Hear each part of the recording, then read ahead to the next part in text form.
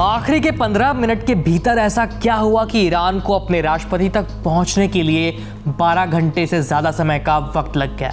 इब्राहिम रईसी का helicopter crash क्यों हुआ, इस सवाल का जवाब ढूंढने में पूरा ईरान लगा हुआ है। अब ईरान के राष्ट्रपति की मौत के पीछे कई तरह की साजिशों वाली थ्योरियां भी सामने आ रही हैं। इस साजिश में किस किस देश का नाम सामने आ रहा है, हम इस वीडियो में इसी पर बात करेंगे। नमस्ते, मेरा नाम है आयुष और आप देख रहे हैं एबीपी वर्ल्ड, जहां हम करते हैं बात अंतर्राष्ट्रीय प्रसंगों से जुड़े मुद्दों पर।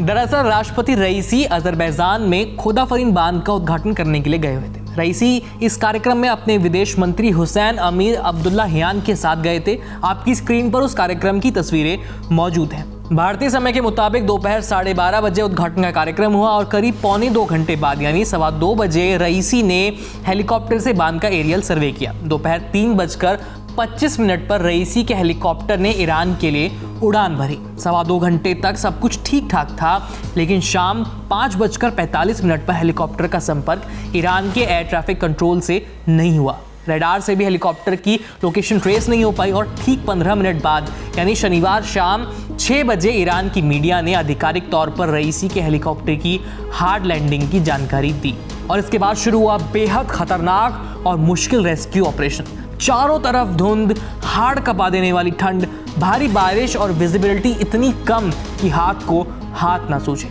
अजरबैजान और ईरान दोनों जगह से रेस्क्यू टीमों को रवाना किया गया था। हेलीकॉप्टर के अजरबैजान की सीमा के पास क्रैश होने की खबर थी। रात भर सर्च ऑपरेशन चलाया गया। आखिरकार तुर्की के ड्रोन से क्रैश वाली जगह तक पहुंचने में मदद मिली। तुर्की के ड्रोन ने हेलीकॉप्टर का मलबा खोज निकाला। दुर्घटना के करीब 12 घंटे बाद तुर्की के ड्रोन ने पहाड़ी वाली जगह से धुएं की कुछ तस्वीरें भेजी, जिसके बाद रेस्क्यू टीम मौके पर पहुंच पाई।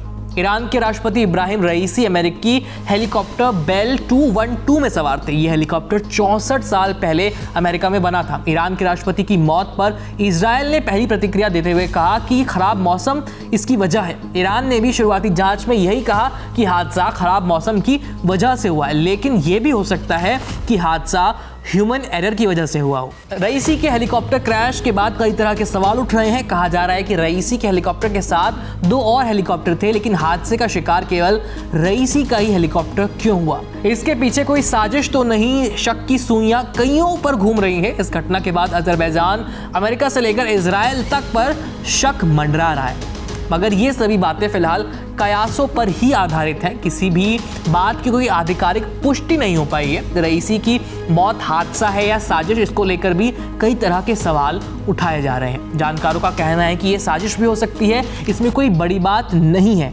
इसके पीछे उनका तर्क ये है कि अजरबैजान को अमेरिका सपोर्ट करता है और आर्मेनिया को रूस सपोर्ट करता है। अजरबैजान और आर्मेनिया दोनों ही एक दूसरे के कट्टर दुश्मन हैं और उधर हमले के बाद ईरान की इजराइल से भी तनातनी बनी हुई है।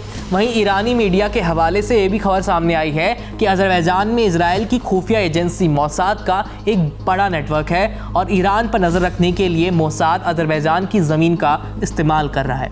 और अब रईसी की मौत के बाद हिजबुल्लाह की पहली प्रतिक्रिया भी सामने आई है। हिजबुल्लाह संगठन ने यह कहा है कि अगर इस घटना के पीछे इजराइल का हाथ है तो वो दुनिया का नक्शा बदल देंगे। अगर ऐसा हुआ तो पूरे मिडिल ईस्ट में तबाही आ जाएगी। अब मिडिल ईस्ट की शांति का भविष्य इस पर निर्भर करता है कि ईरान को हादसे की जानकारी की जांच में क्या पता चलता है। अब चलते चलते एक बार इब्राहिम रईसी के बारे में भी जान लेते हैं। इब्राहिम रईसी पहले ईरानी राष्ट्रपति थे, जिन पर पदभार संभालने से पहले ही अमेरिका ने प्रतिबंध लगा दिया था। 63 साल के रईसी की छवि एक कट्टरपंथी नेता की थी। रईसी को ईरान के सर्वोच्च धार्मिक नेता आयतुल्लाह अली खamenei का करीबी माना जाता था और इसीलिए जून 2021 में उदारवादी हसन रूहानी की जगह इब्राहिम रईसी ने ईरान की सत्ता संभाली थी। इब्राहिम रईसी के कार्यकाल में ही पहली बार ईरान ने इजराइल पर सीधा हमला किया था। खैर, इस खबर में इतना ही। जो भी अपडेट्स होंगे हम आप तक लाते रहेंगे। देखते रहिए एबीपी लाइव। मेरा नाम है आयुष। धन्यवाद।